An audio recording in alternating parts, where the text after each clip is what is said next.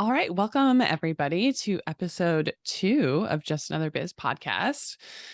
Today, we wanted to talk about entrepreneurship and asking the questions on if it's right for you and helping to bring clarity to our jabbers about whether or not they should start their own business, stay running their own business if you're questioning that.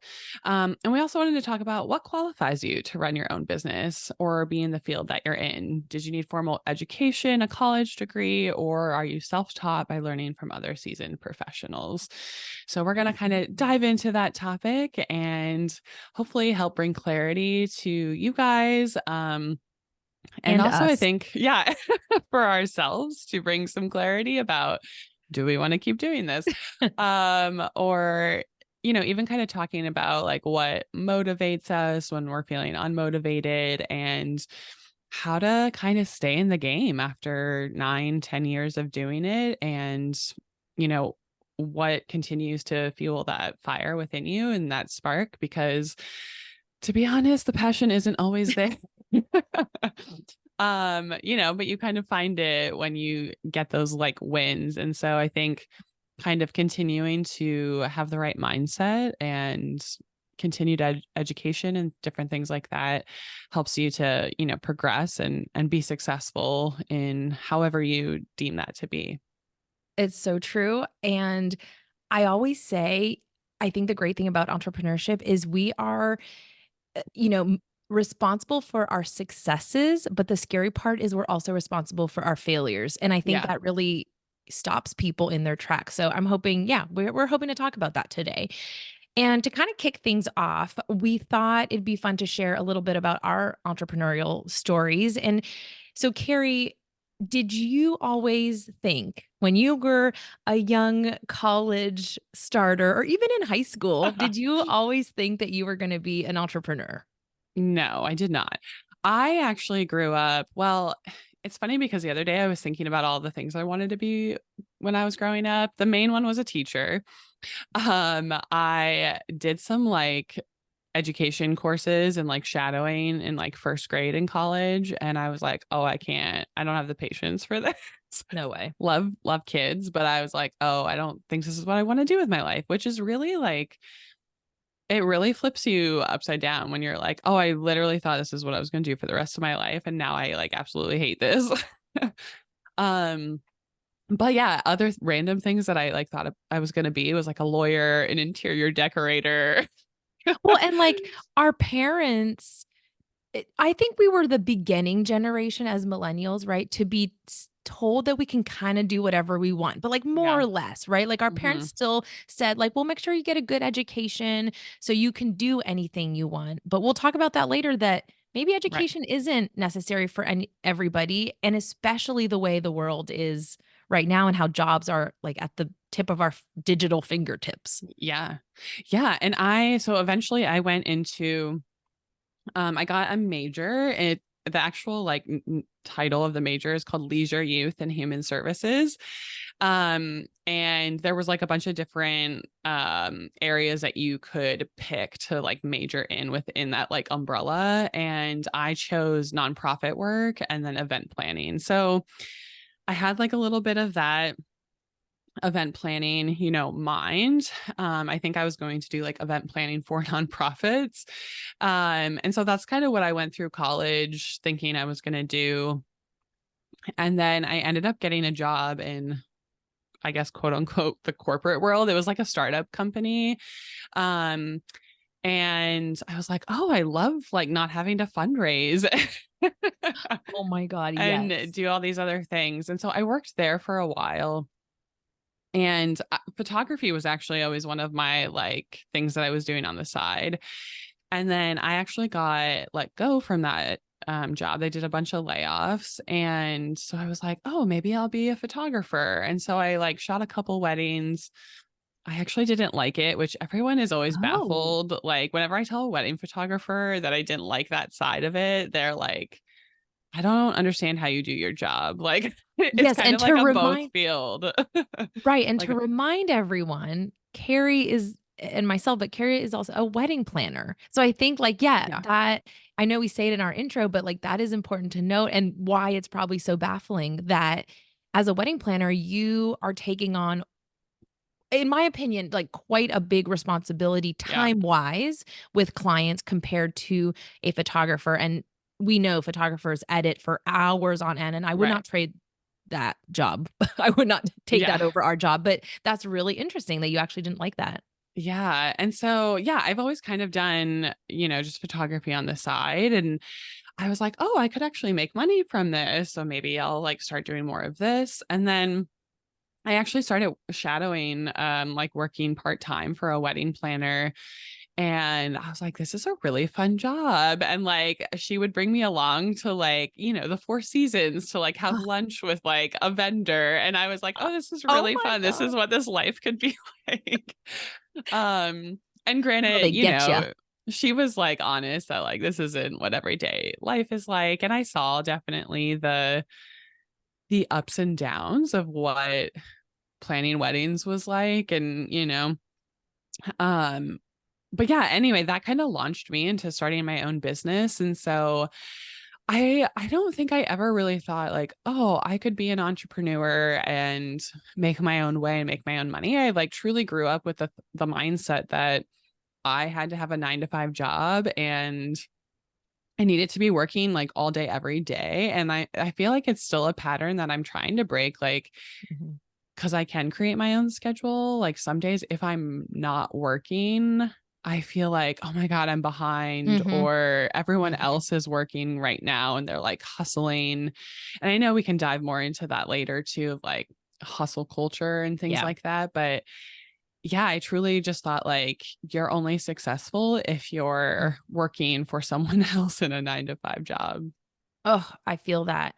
And did you I guess what was attractive to you when for entrepreneurship? Did you like it was it the flexibility of the schedule? Because I think for most people, the money-making part is so unknown and Yeah. is scary because you Yeah. don't know. And some people are built different where they're so risk averse that they're like, "Let's go." Is that the right term, risk averse, when you're not scared I of think risk, or is that the I opposite? think so.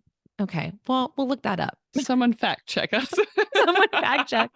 Someone who is not scared of risk, Yeah, I is think like, so. "Let's just go. Go big or Yeah, go home," right? And so for them, they're like the motivation is so high because they have nothing to lose. But I think some right. of us are a little more timid in that sense. And so what was it for you that you felt entrepreneurship is for me?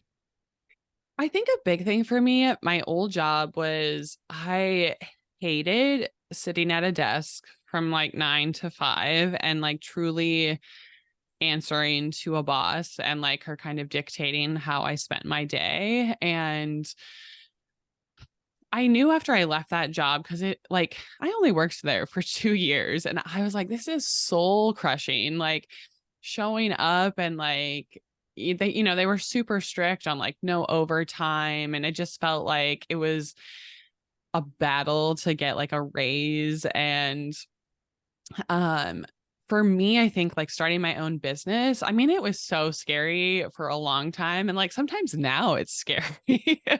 Like Yeah. I think it's always a scary process, even 10 years into it, and but I think the biggest thing for me was like I get to create my own schedule. And even though I am still at a desk a lot, it's like I get to decide like when I'm working, what I'm doing, and really don't have to answer to anybody but myself. And Yeah. so I think that for me was like the biggest motivation of, oh, I get to like travel and like work from wherever and, kind of do what I want. And I think that's been like a huge motivation for me to keep going. And also, I think the other biggest thing is like, there's really no like income cap, for entrepreneurs. Like, you So can true. come up with new ideas or, raise your prices and take on more clients or whatever. And I think that's amazing, right? Because if you're going to look for a job, you're like, well, I might be capped Mhm. at like $90,000 or like, Mhm. who knows if I can even make 6 figures until like 5 years down the road with this company. So, yeah, I think that was the biggest motivation of really just making my own path and being my own boss. Yeah. Yeah. Agreed. Oh, I love that. Yeah. What about you, Gabby? How did you? get into event planning and starting your own business? Did you think you were going to be an entrepreneur?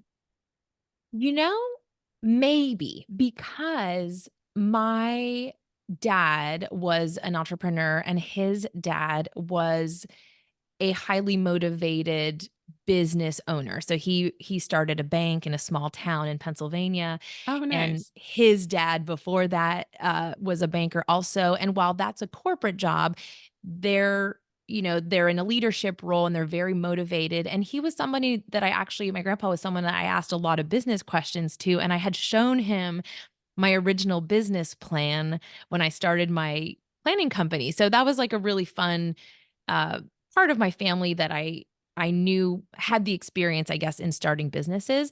But Yeah. to tell you the truth, I went to school originally in health sciences. I kind of wanted to be a veterinarian. I loved animals.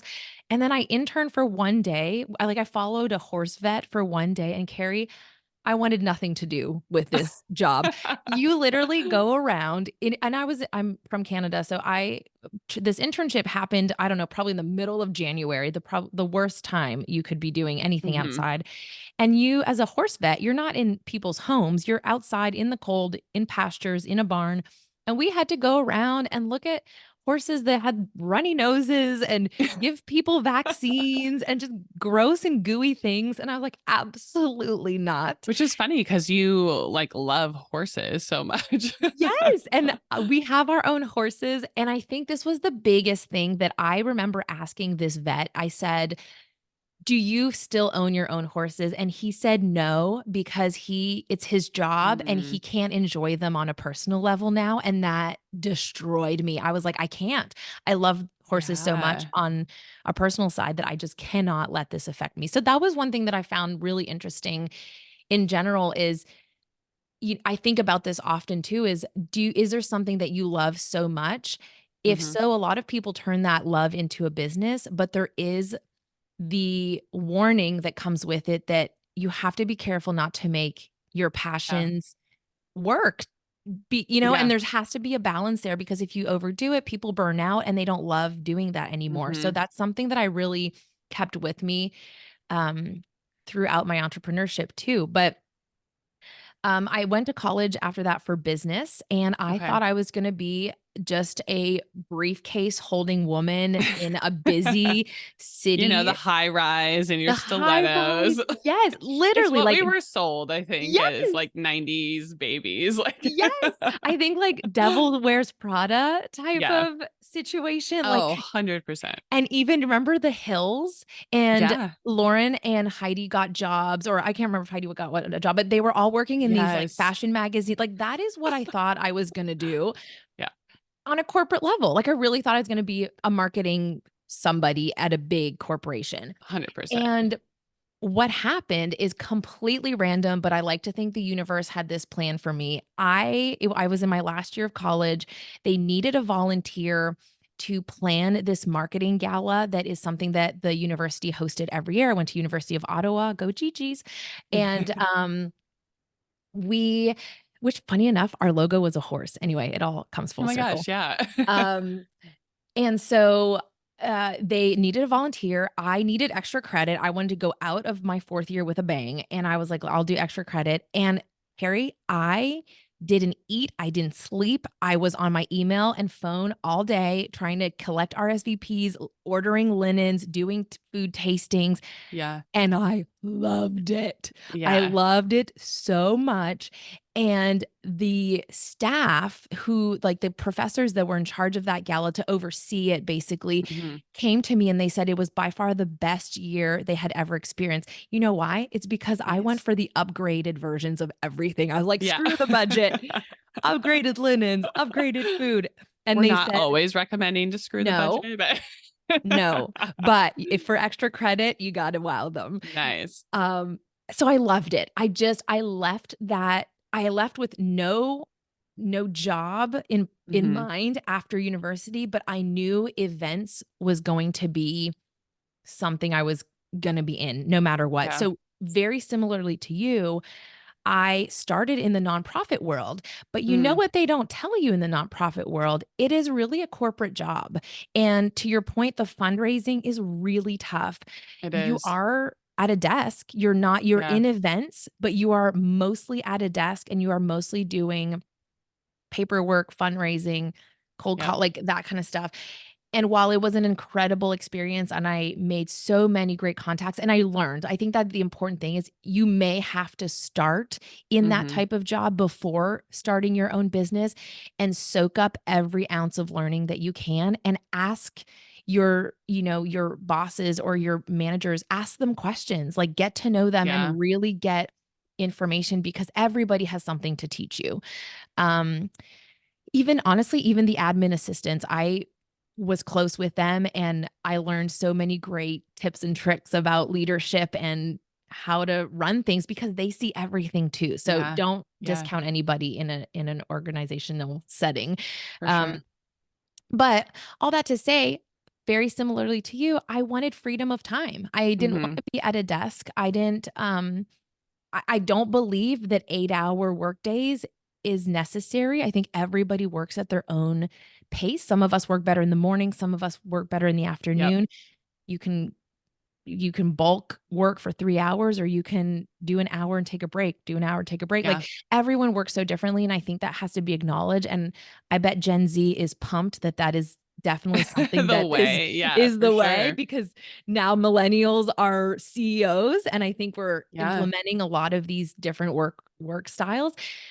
But yeah, at the end of the day, that was the deciding factor. I would rather, and I said this to myself, I said, "I would rather make less money or be Mm, money have my salary yeah. fluctuate, but still have the freedom of time." Yeah. There's no I It's don't wanna huge. yeah, it's huge, and I don't think any of us want to wait till we're 65 to live, you Right. know? I think Yeah.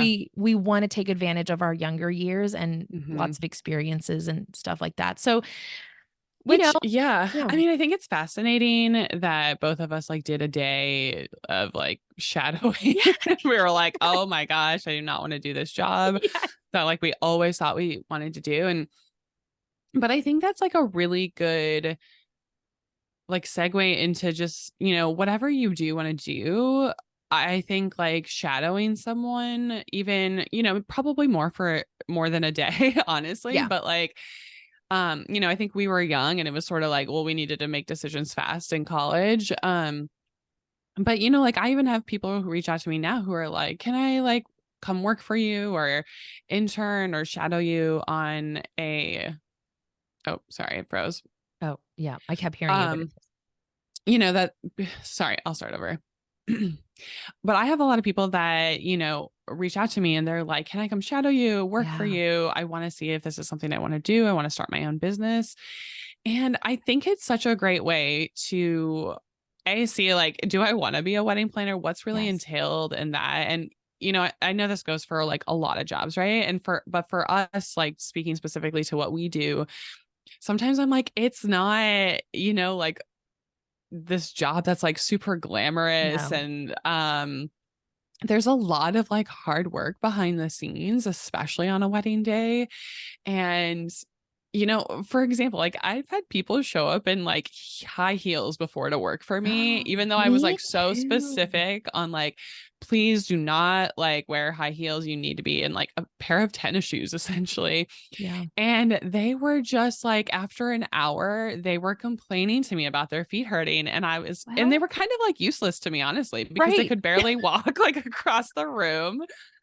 But it's like stuff like that where I'm like, this isn't just like a glamorous, No. position. And I think it's just a good learning lesson to be like, do I want this? And like, what are the ins and outs of this profession or this job? And I think beyond that, it's like, do I want to work for someone who has a small business or do Mm. I want to start this myself? Because being a wedding planner and like working for someone is totally different Yeah. than like being a wedding planner and running my own business and like doing the sales and marketing and like Yeah. bookkeeping, all of those things. And so I feel like it's just a good way, to like shadow someone and really kind of know the ins and outs of like running a business and then also whatever that specific profession is too that you want to do. Ooh, I love that. And 100%, I think, blood, sweat, and tears have to go into this. And to your point, you and I have both had people on our team that are essential to helping us Mhm. run our business, Yeah. and they don't necessarily want to have their own business. And Yeah. that is a incredible career to have too, because Mhm. you get to enjoy the perks of entrepreneurship because you follow the schedule, the freedom of time as Right. much as we do as the business owners.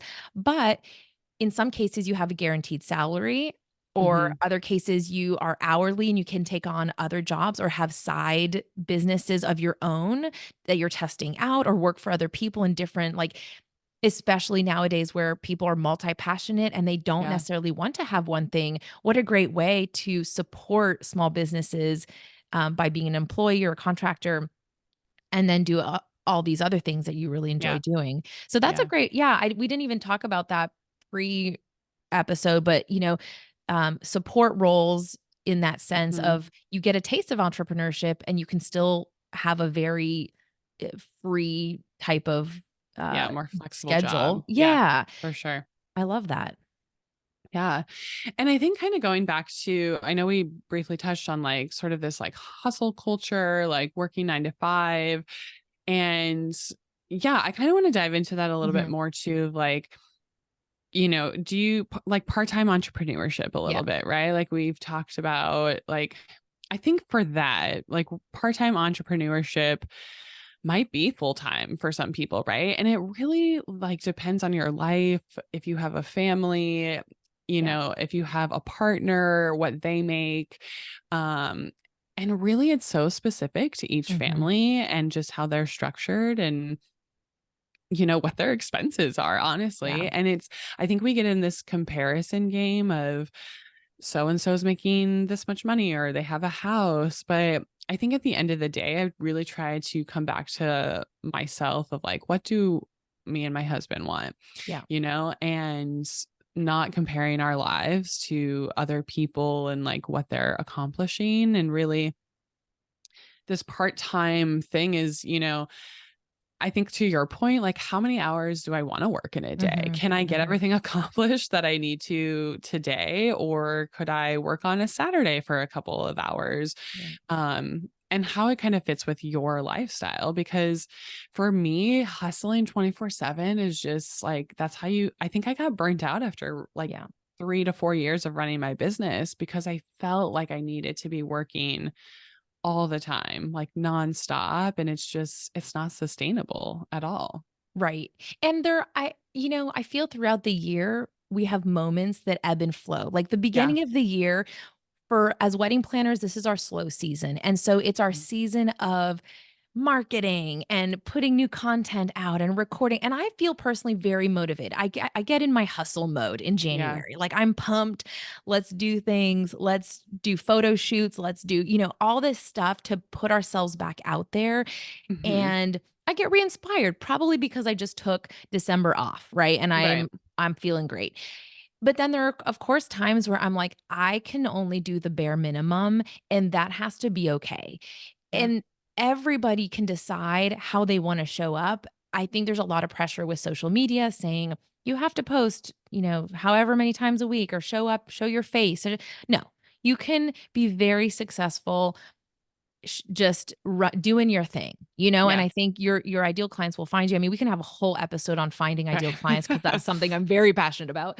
Um, but I wanted to bring up a fun example of my mom, actually. So she is in her mid to late 60s. She had a corporate job in kind of health industry in Canada for decades and decades and decades, and retired a few years ago and has since then become a social media manager for a Oh few my gosh, how brands. cute. I know. And so she started out as a blogger for a senior magazine in Canada, as well as a travel kind of expert. She loves to travel.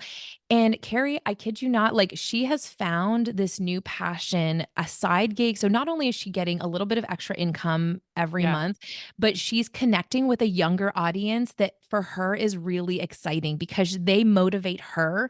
And that, Yeah. we can dive into community here in a second, but that has been super motivating for her, even though she works from home, whenever, Mhm. she is working, but she's also right now she's in Mexico for 2 months, Oh my and gosh, she yeah. and she's probably typing away, writing some Yeah, blog posts or curating some social stuff for her clients, but gosh, I love her story because for her, at 65, life didn't end. She yeah, found a new passion. She still has ways to make extra money. And in fact, more importantly, she's reconnected with a community, um, yeah, and has tasted both the corporate world and the entrepreneurial world. And it came at the perfect time for her. The corporate world provided her stability. She had sure. me as a child, so she wanted, health insurance and all this kind of stuff. Like for it was perfect for that time frame Mhm. of her life. But now, the kids are out of the house, she's Right. traveling, she's this like, has this newfound passion of hers, and she's getting into the digital age in her 60s and has found entrepreneurship. And she's so proud of herself when she's creating stuff. And I like Yeah, love that.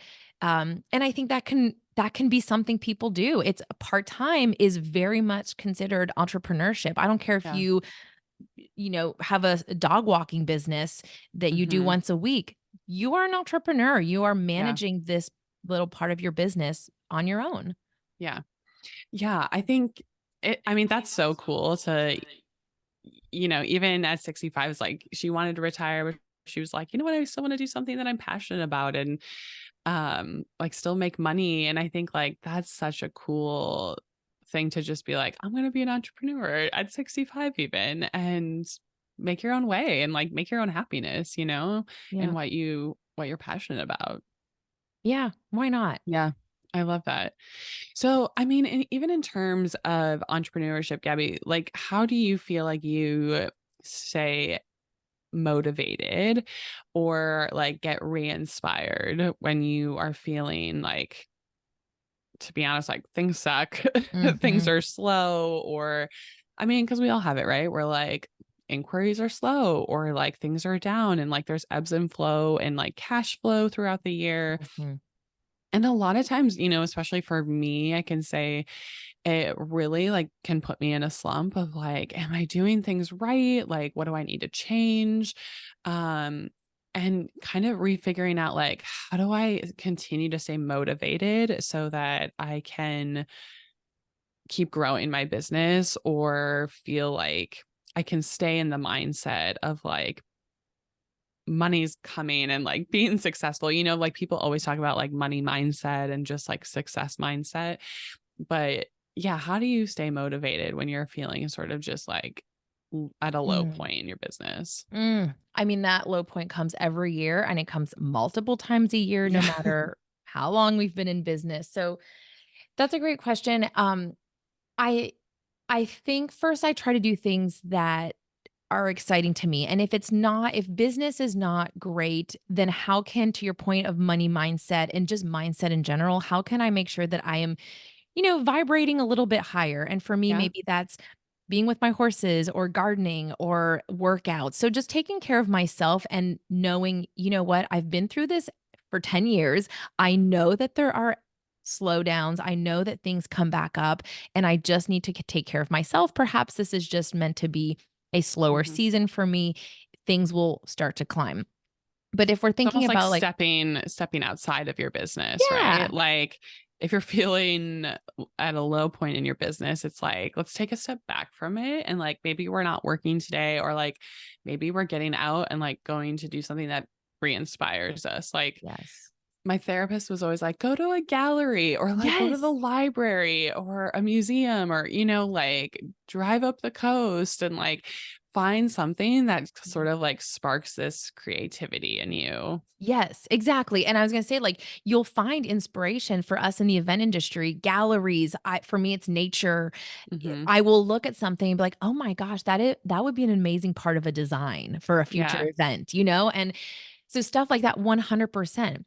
And I think the other part too is connecting with others, and entrepreneurship in general can be very lonely at times, and there is a part of an individual like, you have to have some sort of self-motivation to get through that. Like, you have to be able to wake up and say, Okay, I'm going to be on my computer and I am going to respond to emails because no one else can is going to tell me to do that. So I Right. have to be the one driving this for now. So you have to have a little bit of that in you. However, it doesn't mean you have to be alone all the time. Like Carrie lives in Los Angeles, I live in Nashville, but we connect, I feel like weekly at this point. We Mhm. talk shop. You can send a quick text to a friend. You can find Facebook groups that are full of other wedding or event professionals, in our case, or entrepreneurs in your Mhm. industry um, that are going probably through similar struggles. And if you can't meet up in person, I'm sure you can meet over Zoom Yeah. and just talk shop, right? I know in LA, we had a lot of in-person groups kind of pre-COVID where Yeah. we did that a lot. Yeah, for sure. And I think that were super helpful.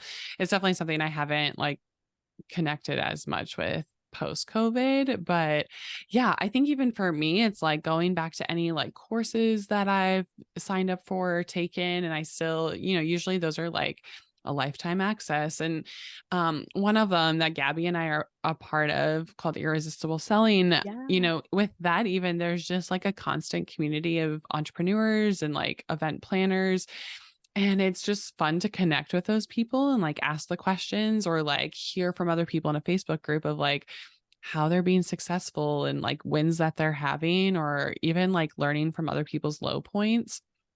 Because you're like, oh, I didn't want to ask that question, but somebody else did. And like Yeah. now I get some advice. And so I think just like being in those groups and reminding yourself that everyone is experiencing similar ups and downs, right? Like Yeah. I know, like, when I go to a networking event and then I start talking with other planners and we're like, how's the year going? And then some people are like, oh, it's like really slow, or like it's just a weird year. Like 2023 was a weird year for Yeah. people. And it's kind of like this reassurance of like, oh, I'm not the only one who's like maybe doing things wrong or like feeling down at this point. A lot of times it's like this camaraderie Yeah. of, oh no, we're all going through the same things, and, we're having similar wins or similar lows. And I think that's just such a helpful thing to keep you motivated to know like other people are in that same boat with you. It's not like, because Mhm. sometimes it feels like everyone else is in this like bigger ship ahead of you and you're like trying to catch up in Right. this like little paddle boat. And it's just not the case. I think Mm-mm. like social media obviously kind of makes it feel like everyone's like super successful and Yeah. like all of these things. And we just have to constantly remind ourselves like that's just not always true. Right. Oh, yeah, I know, the comparison game, I think that it will forever be the blessing and the curse of Yeah. social media. I think on one side, it's really fun to see you could use that as being like, "Ah, that person is doing exactly what I wanna do. I cannot Yeah. wait to get there." Hmm. But on the same time, at the same time, it's like, "Oh my god, why is that person light years ahead than I am?" I mean, they have a different journey altogether, maybe even just a different market, a different Right. city can be completely different than if you're starting in a small town. It's gonna be very widely different. Right. Um, but yeah, I And I love that. think that goes back to reminding myself again of like everyone has different goals, right? So someone who is like, I'm fully booked for the year, or like I've made X amount of money, it's like that might look so different than like what kind of money I need to make or how Yeah. many weddings I want to book. And some people that are like, I'm fully booked, they might only take on like 8 weddings for the year, like 8 big ticket weddings. Totally. And then other people are like, yeah, we took on 60 this year.